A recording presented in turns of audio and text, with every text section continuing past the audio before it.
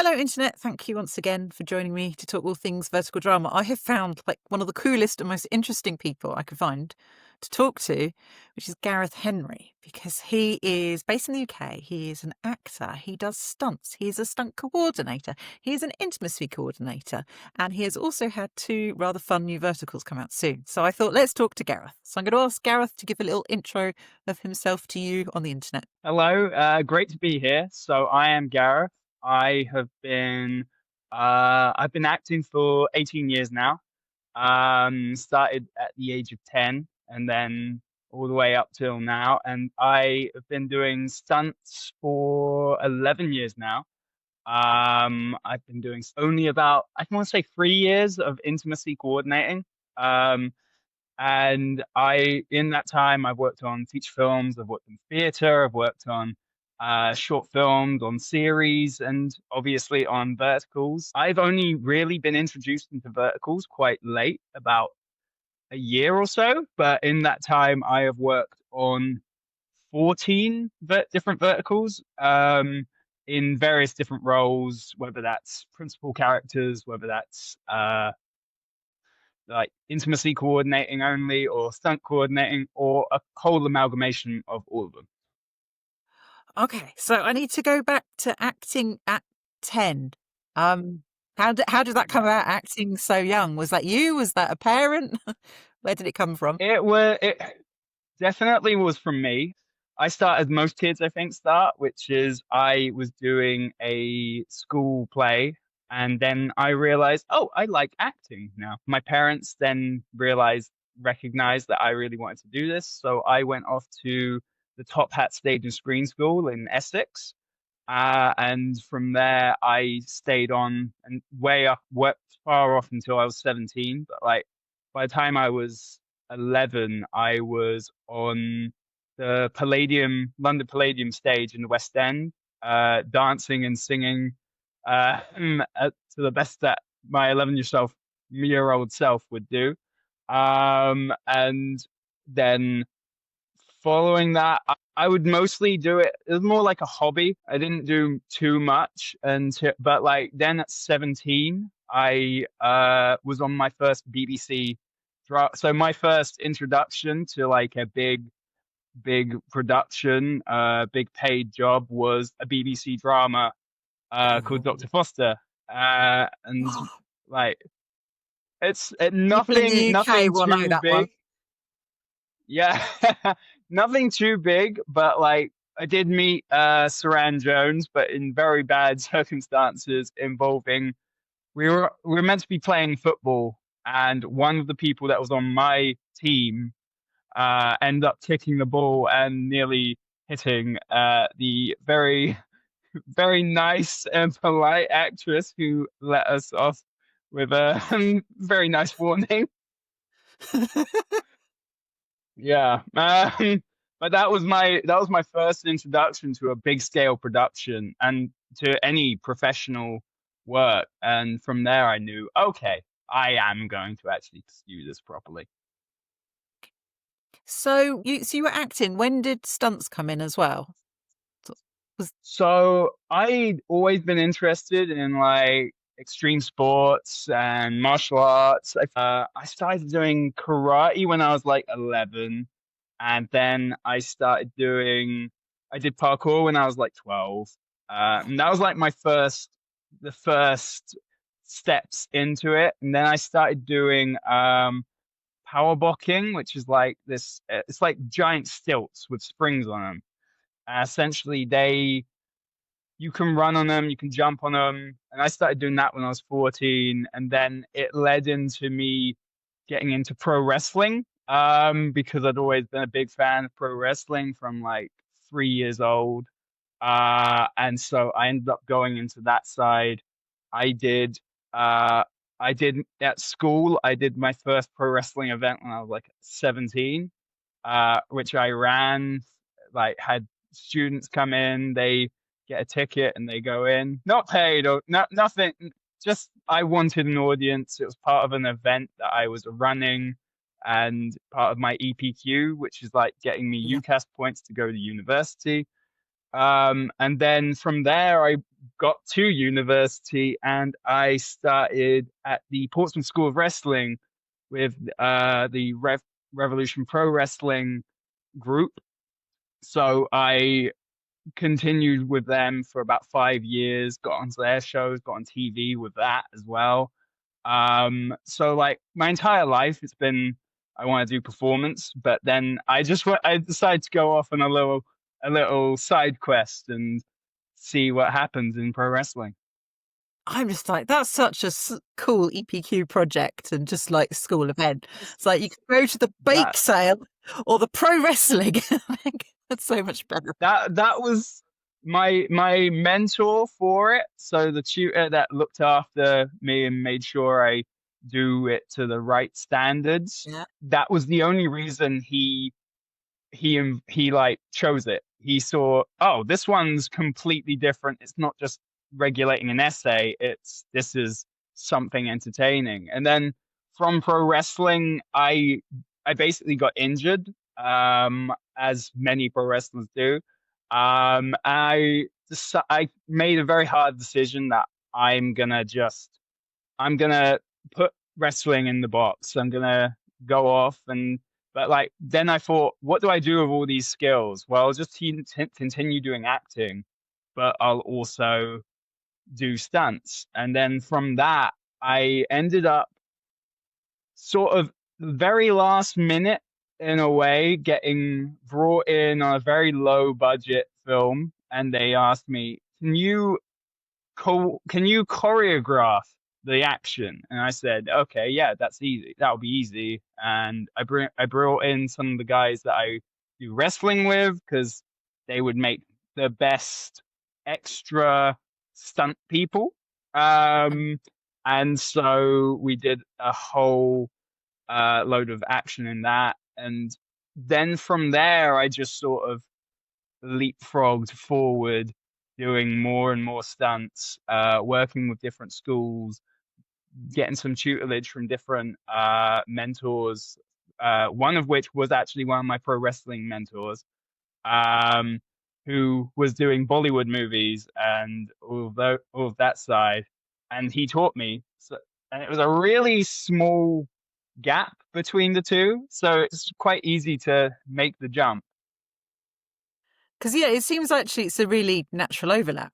As soon as you said it, it's like, of course, because pro wrestling's physical, but it's also a lot of performance and knowing what looks good and gets the audience's eye. I always describe it as a pro wrestler is always the ideal person to be a stuntman because they're used to doing it in one take. So when you introduce that into film world, you go, okay, this will be quick. And you can make it much more centered and much more specific. You know exactly where you're targeting, and you can bring in a crash mat. Like one example is in the very first project I did, we had a guy who was like 6'8", huge man, and I have to break his wrist and flip him. And then our director came over and said, right, let's get the crash mat. And he went, oh, there's a crash mat. Oh, great. I don't have to do it on the floor. um, which says the level of like some of the guys that I'm working with, but also it says the difference between film world and wrestling martial art world. Oh, amazing. Um, so yeah, hire me and I bring a crash mat. That sounds like a quite good bit for your scene. Working, sort of doing both. Just can you give people a bit of context of like in the UK? Because obviously you've mentioned theatre, TV, film. Like, where's the work? I spent years doing acting, and I tend to do sort of like it seems to move in about a 3 month cycle of like, oh, okay, it's 3 months of doing acting, then it's 3 months of doing modeling, then it's 3 months of doing stunts and intimacy work, and it keeps going in that sort of rhythm. More recently, I spent all my time doing acting, and the one of the only reasons I went further with stunts was because at some point you go, oh, I don't want to be having my safety job anymore. I want to venture out, but stay on the sets, stay working with production. What's an easy way of doing that? Let's have another role that's going to get me on the set and talking with the directors and the producers. So it worked quite well in that regard. But I would say like I spend a lot of time doing stunts and intimacy work. It's one of those things which is always needed, I think, and it's always at some point required for any production, especially Mm, verticals. But like I've worked on, as I said, feature films and short films and like proof of concept series. So like proof of concepts are the setup before you get all your funding and all the sign off from production from the mm, new production companies. And so obviously when you compile everything for this series or movie, you have mm, to try and make it the very best bits and the most impactful bits, which works quite well. Similar to like verticals, especially like the 10 episode paywall level of mm. stuff, where you try and make it so action packed and so alluring and wacky and hilarious and whatever else it might be for the specific series.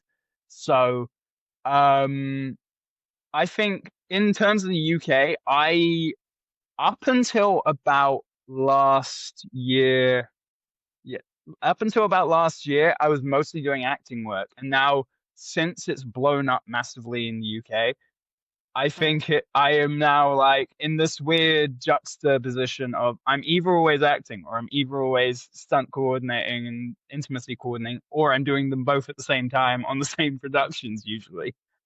Yeah. So, with the acting that you were doing before it all blew up, was it mainly like independent films? Was it bits of TV? Was there theatre? Kind of, what was the divide of that sort of Um, work? right before it was uh,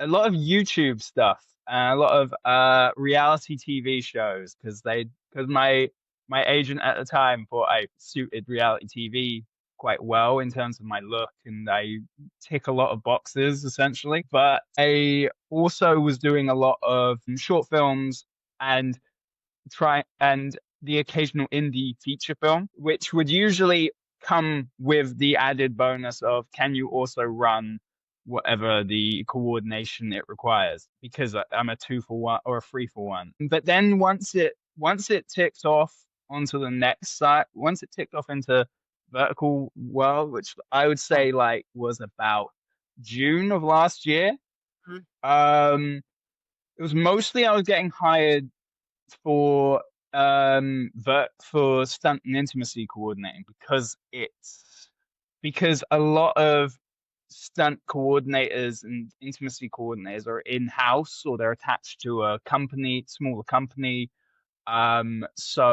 or larger companies even. And so they can't hire there aren't it's a very small bubble that you can mm. really reach out to. And like I know a lot of the stunt coordinators and intimacy coordinators that are in the London area. Um Mm. and so you there's a lot of crossover and there's a lot of, oh, can you cover me for this day because I'm not gonna make it, Yeah. which is nice for that regard. But I think then it was trying to break into can I act in these verticals as well? And fortunately, I managed to find my feet in that regard. So I have to ask. So, okay, from an audience point of view, obviously we're not that bright. So in my head, you could be going, right, stunt coordinator, that's bashing people up. Okay. This is like in audience simple terms. Intimacy coordinator, that's kissing. Like how does bashing and kissing become a job that actually makes sense that you can do both? Could you put that in That's much more true. professional terms? Well, my dad always refers to it as I will make them punch each other and then kiss and make up.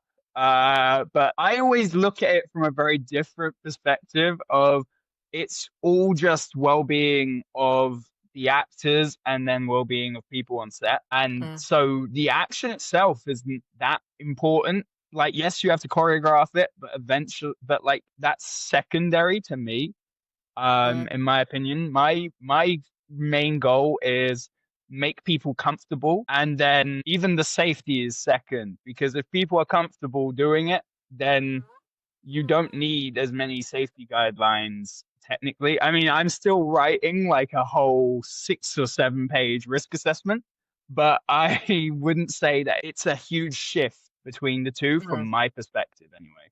Like when I was doing stunts, I sort of got bored. I was doing a lot of the same actions. So it was a lot of, oh, they're going to try and strangle the other person, or they're going to try and punch the other person.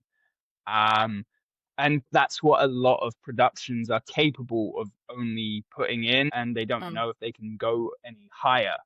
And then eventually I got bored and started doing the training to be doing intimacy, researching and such. And mm, by chance, actually, I ended up doing my first intimacy job because the intimacy coordinator had gone home. mm. Um, and they'd gone home that day. As a result, I was in charge. It was a scene which I was doing the stunts for, but there was intimacy in the scene at the same time, so I was gonna have to collaborate. And then I just ended up taking over the whole scene, and that was my first job in intimacy. Presumably, a lot of it is actually people skills then, of just getting to know people Yeah, quickly, understanding what they're going to be comfortable with, not comfortable with, and what you need to discuss with them. definitely. Whenever I come onto a new production, I always take my little black book with me, and essentially, I've got a bunch of questions, a bunch of things like I work out what they've done before. Have they got a background in either martial arts or dance? Because even if it's an intimacy scene, I would still ask the same thing because I want to know if they can follow orders on movements and Mm, choreography. And like I love it when they say they've got background in dance, but especially if it's stunts. Because mm. often if they tell me, oh yeah, I trained in boxing for like 8 years, they're used to throwing a punch at someone's face, and I don't want them to throw the punch at their face. I want them to throw it slightly over this way. Um, so if it's like dance, I can go, right, your movement is this, then Mm. and then I can correspond it for each of them. But in terms of well-being, I try and make sure that I get a sense of how the actors are. I run them through a couple of exercises, which I usually refer to as just games. They are essentially just drama games that you would play as a kid, but as a result, it's so much easier. Like one of my favorite ones is, and it's my most effective one by far, which is to have the actors face to face. And essentially, they have to maintain eye contact and they move their faces in, touch foreheads, touch their noses together while trying to recite. So one of them would try and recite what they did yesterday. And you have to really try and think, okay, what did I do point by point? The other person is asking questions, asking for elaboration. And so as a result, they're going, okay, I was eating breakfast and it was cornflakes and I'm still looking at you. Yeah, corresponds really well for like vertical sets. And you are having to learn an entire, I don't know, 100-page script in essentially 8 days. So you have to learn the lines in this scene really quite fast and be able to rattle them off while holding the other person's gaze or keeping in the moment. And so it works really well to loosen them up. And every time afterwards, they're just filled with giggles and it's great. Oh, I love that. Thank you so much for that. So you've got the triple threat, okay? Acting, intimacy, stunts. When did verticals first pop up for you? And kind of what were you told when you were turning up on sets about this new thing? So I didn't get told anything about what a vertical was. My very first one was a production called Second Chance with My Secret Lover, and I was brought on as stunt coordinator. I was arranging a couple of fight scenes, someone falling onto a crash mat, which I brought, and someone getting hit in the head with a sugar glass bottle, Mm. which is a wonderful Saturday, as as you would love it most.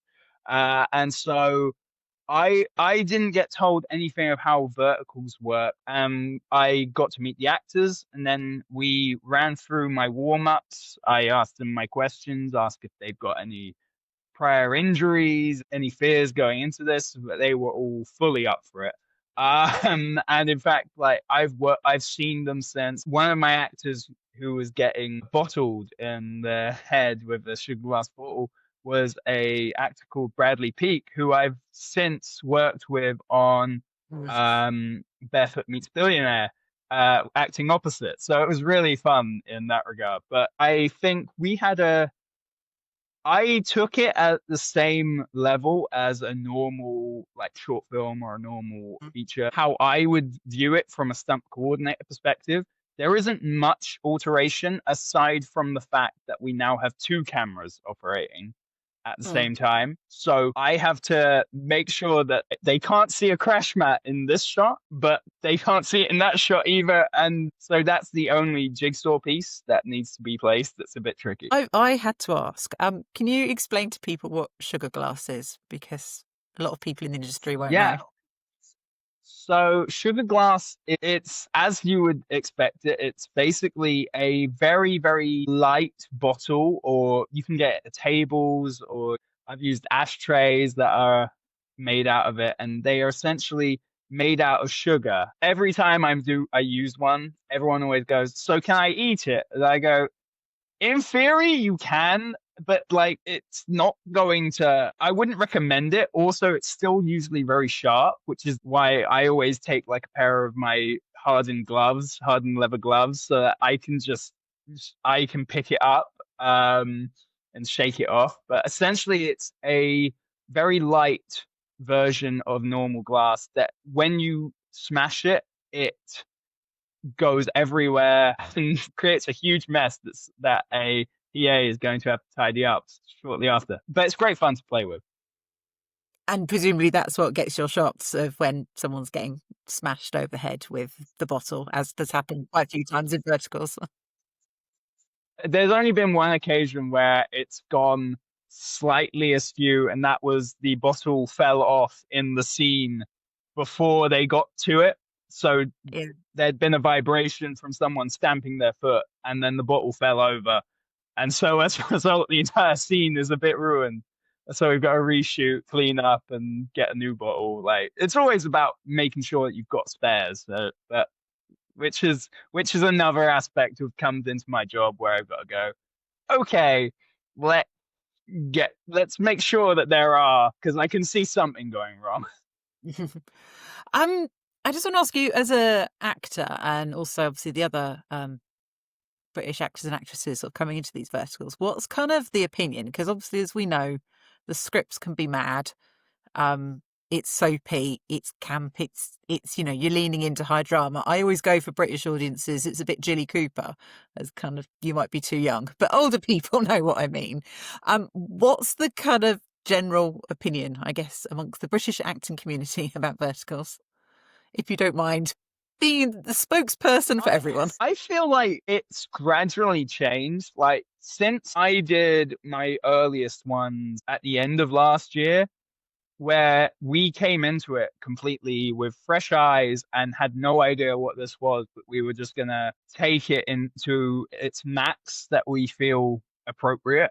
Um, and I think it worked. We came into it very blind. For example, when I did Love You, Save You, we were very tentative in the first days. And then by that point, once you sort of have gotten attuned to the style, we were ready to go. And now, since then, I think some actors are very questioning of it. I know, like, some of the older actors that I've worked with, they are more just confused by the principle of it. So like they're starting to get into it because they want to see what it's about.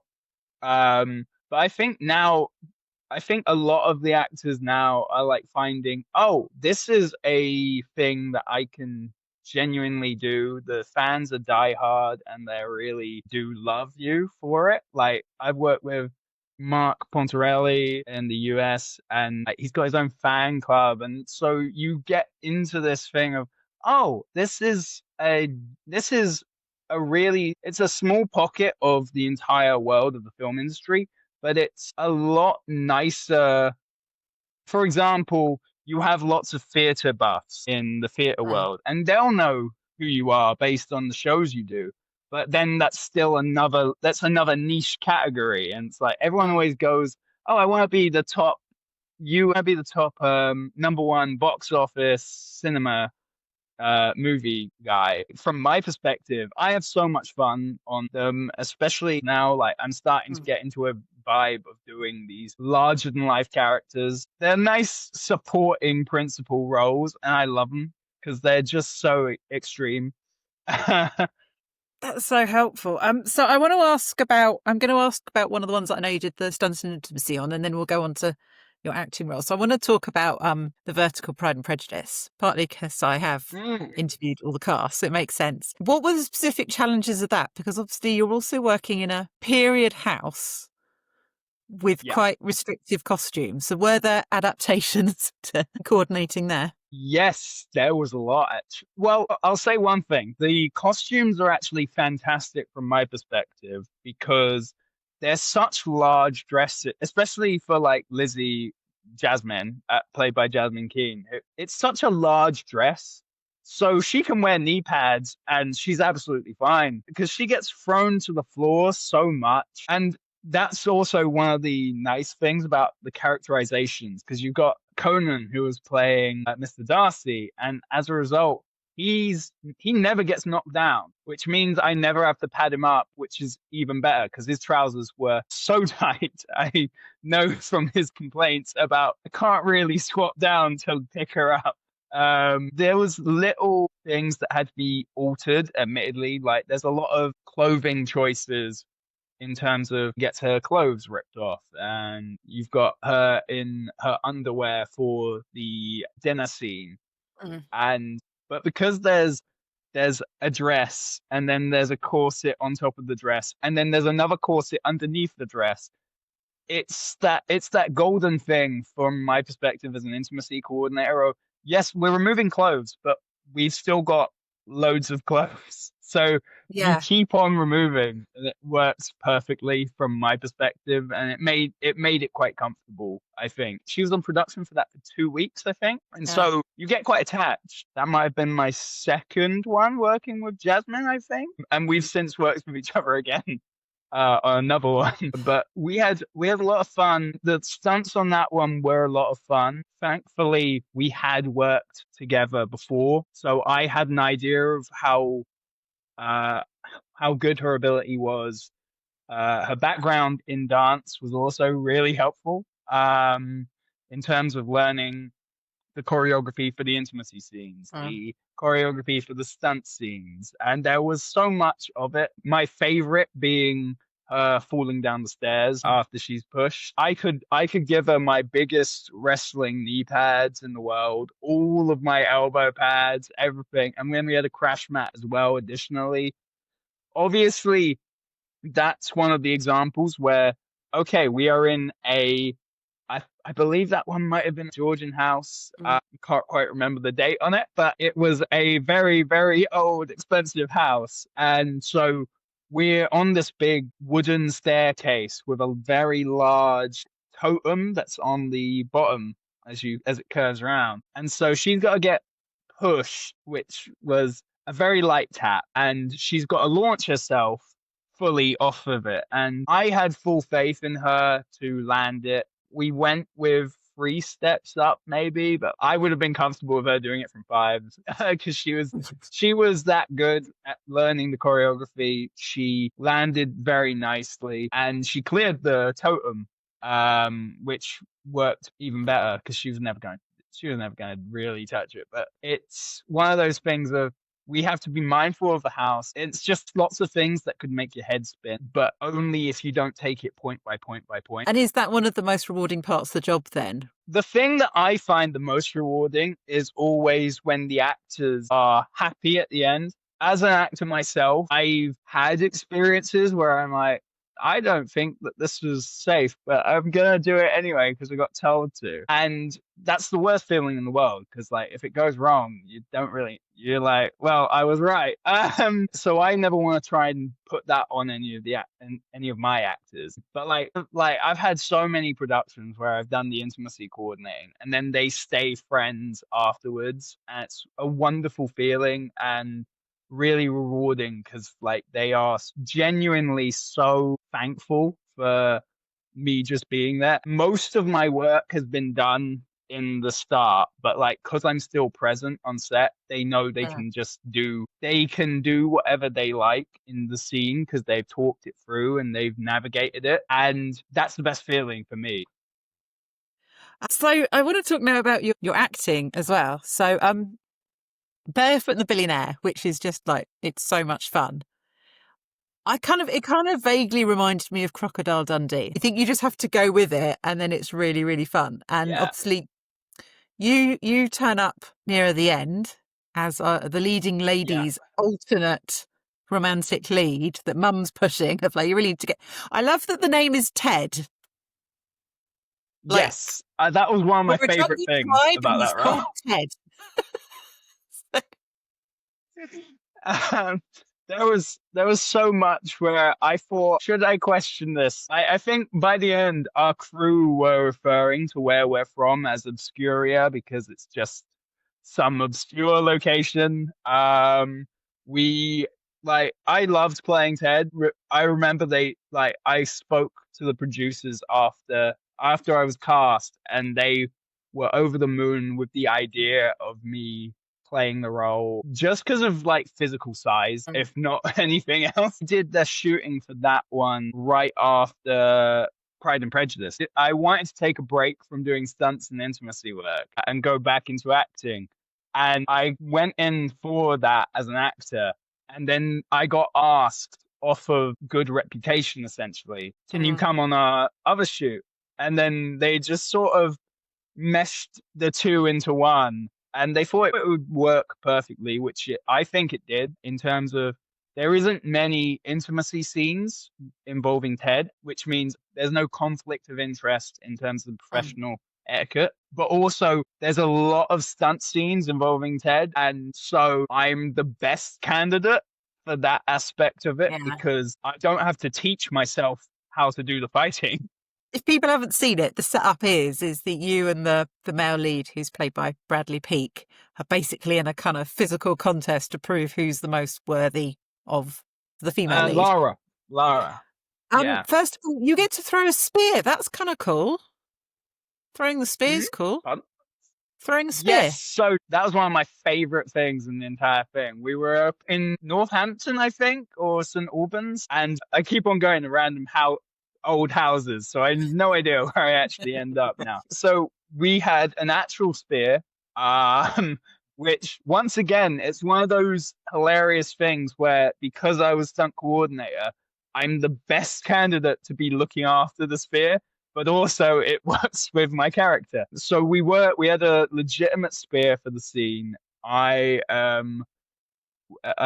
doing there are 3 trials that we have to do. The first trial is we have to prove that we're a good hunter, and by doing that, we are going to throw spears at watermelons. And we we had them set up. We had something like 6 or 7 watermelons, and we're just throwing spears at it. And my dad's got a athletics background, and he's a coach, so I've been taught like javelin and hammer shot and discus from a young age. And literally first try when we're taking the shot, I managed to get the spear straight in the watermelon, which we were like, okay, you've got like 3 tries. First AD told me we've got 3 tries. Get in the first one. Well, we're moving on. I like that. That goes back to the pro wrestling thing, doesn't it? One take, did it in one. Yeah, did it in one. Did it in one. Although that one, I was genuinely surprised myself. I did not expect to get it. And then likewise, like we move on to the second trial during this process during filming, and second trial is we must fight each other for her hand. And once again, that was so much fun. I had experience with Bradley from doing A Second Chance with My Secret Lover. And I'd seen how high he can kick, and I knew his ability in terms of his physical capabilities. I know what I'm capable of. So it was us and the director, Tom Chambers, and we were spitballing ideas and going, So what do you reckon we're allowed to do? Because I'm up for doing a full body slam on him. And then he said, well, I mean, we're not against that, but I don't know. We'll have to ask the producers and see, because they might not like the idea of their hero getting dropped on his back in full wrestling fashion. But like the fight, in my opinion, it's one of my favorite fights I've ever seen on a vertical, if I do say so myself. In terms of like the impacts read quite well for me and it flows nicely. Well, yeah, because you don't often see that long a fight. So, having watched many Yeah. verticals, normally it's a punch, maybe two, sort of Yeah. one punch, the other punch takes them out. And it's a whole episode of you two going for it. Also, I always think, yes, it must be hard not to be vain, but obviously your character gets sort of knocked out by a lucky blow by your Yeah. counterpart.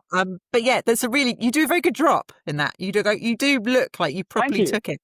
So just to say, very good drop.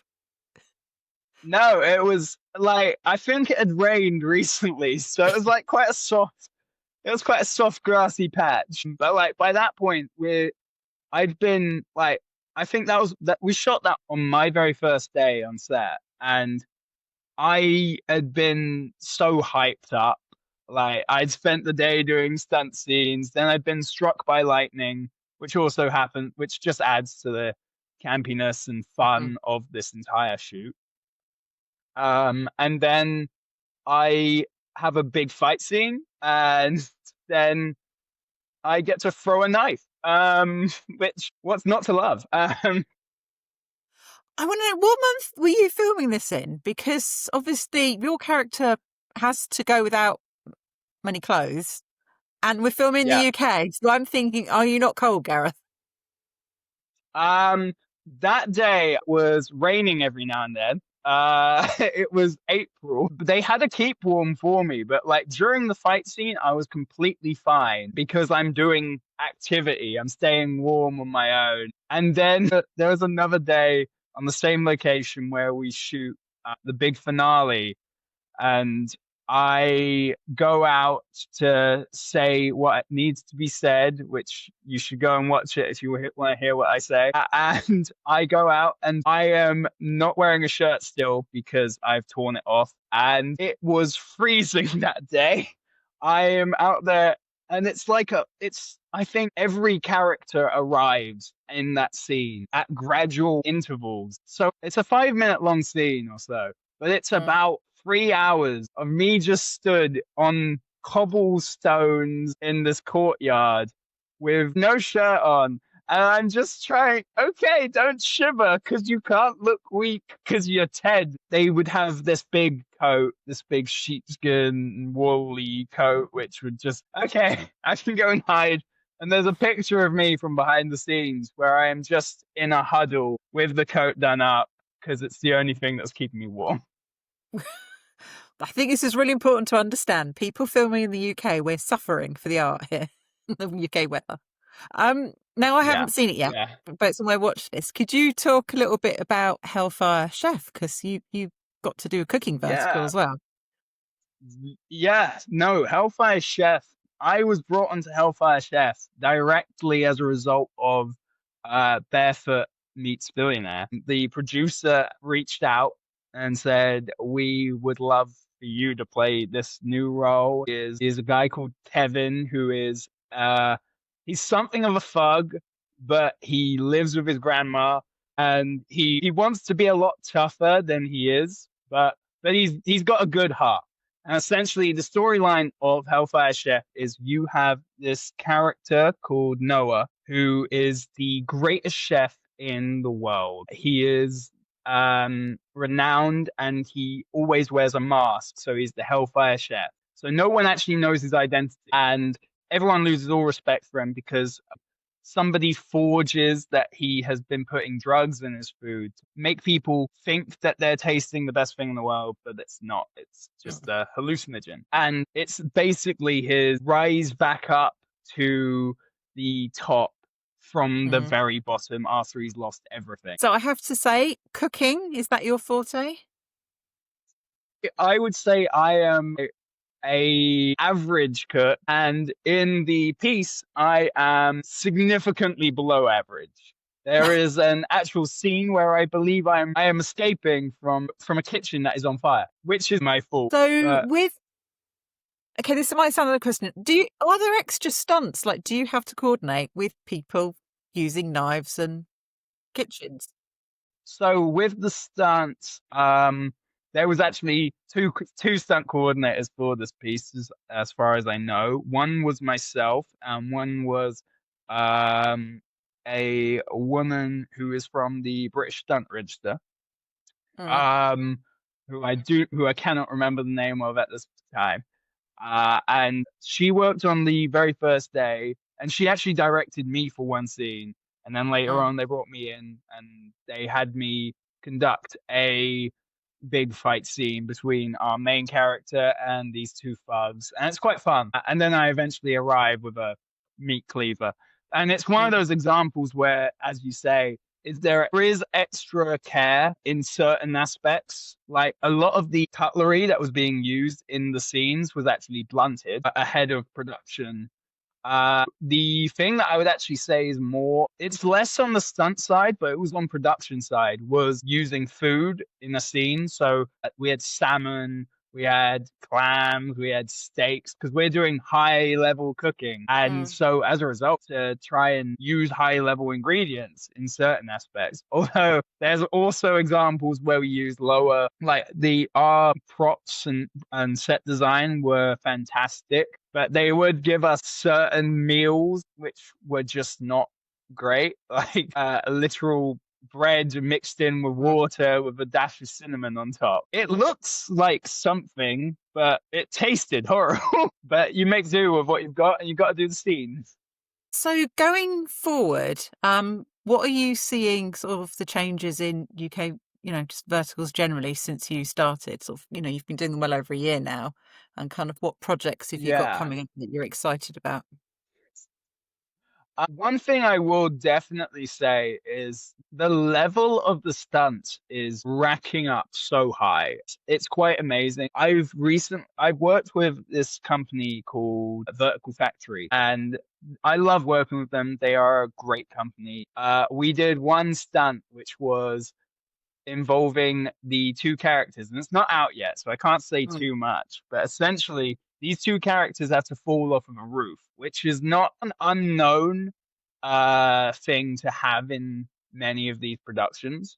But mm, we legitimately took big crash mats hired in. We had a nice rooftop with an additional level on top of it. They are falling about 6 foot. The next production after that, we had literally just diving into the water and then another character diving in. So I think constantly the scale on the productions are going up. That's what I'd say from a stunt perspective. I think in terms of an intimacy perspective, I think they are remaining quite level, but like there's certain ones where it's being so, for example, with Barefoot Meets Billionaire, we had a scenario which is meant to hint towards what could be a sexual assault, mm, but we had established that we knew what style this whole piece was going to be. It's light and it's fun and it's campy. mm, So how do we divert from that? And the way that because I choreographed it, the way that I thought would be best is that because she's so superhumanly strong, it takes the level down so much, and it also makes her seem like a real girl boss, which is exactly what should be. I think it's the best way to try and tackle it when you've got that on script. mm. Like that's sort of what was in the script, but the way we're shooting it, it's more impact. It really hammers home on that point, which I think it's starting to level out, and there's a lot less um harsh Yeah, harsher which is good. intimacy scenes. Yeah, which is Um, what the fans all want. And it's sorry, just say it's really well done yeah, that scene because there's kind of he's loosening a tie and he's making intent. You don't really see anything, and then just everyone goes in the room and he's just like in the corner, and she's like, what was the problem? I just dealt with him. And it was, yeah, it's really, really well done. And as you say, it doesn't take you out of that tone too much either. So well done. Yeah. Thank Yeah. you. But like I'd say from an actor's perspective, I think like the range is just growing so much. Whereas like last year, even there was a lot. It was very serious. There's the werewolf ones and the mafia ones and the pregnancy slash coupling ones and obviously the business ones that interlinks between all Mm. of them. And now there's actual comedy ones and there's period one. Like even just the ones that I worked on, there's ones that are like revenge stories, which are heavy hitting and they're action packed. And then there's motherhood stories, and I've Yeah. worked on some which are like kids, and it's set in a school. And I Mm. think this is awesome because it's making more opportunities for more actors, even kids, and older actors too. And then it's also making it far more diverse so more people can enjoy it. Oh, that's brilliant. I want to say thank you so much for your time because you shared so much. I like to ask this question. It's probably a bit of a mixed one for you, but just for you as an actor and then also as a stunt person, who are your like the actors or actresses sort of doesn't have to be verticals, but just generally who you really rate, and are there any sort of on-screen stunts that you're like that movie franchise, that's the one to go for? What are your top picks? Um, I back when I was like 10 years old, the very first play I did was a Robin Hood story, the BBC Robin Hood series, and I was playing like deputy sheriff. So like I always go with Richard Armitage. I think he's a fantastic actor, and I just think he's great in every role. Like even The Hobbit, as the Dwarf King, and then I would say, like, I love Jackie Chan, always have, and he is a perfect example of like it's a real art form to do stunts as comedy, and when you act in between of that. So I always love that. I'm gonna say Rush Hour because the Rush Hour series because I can Rush Hour is constantly watch doesn't get the them. attention it should. It's so good. It's so good. It's got the comedy, it's got the action, it's got a lovely little partner story, like two friends, like Mm. and I feel like there isn't a lot of stories that actually just focus on a friendship. There's always Mm. like, oh, here and now they're going to go off with a new character who is going to be the love interest. No, it's just these two guys. It's great. Yeah, that is just the best thing to end on because I'm so with you. I just want to say thank you so so much because you're a total superstar and shared loads with us. So thank you, thank you, thank you. Thank you for having me. It's been a pleasure.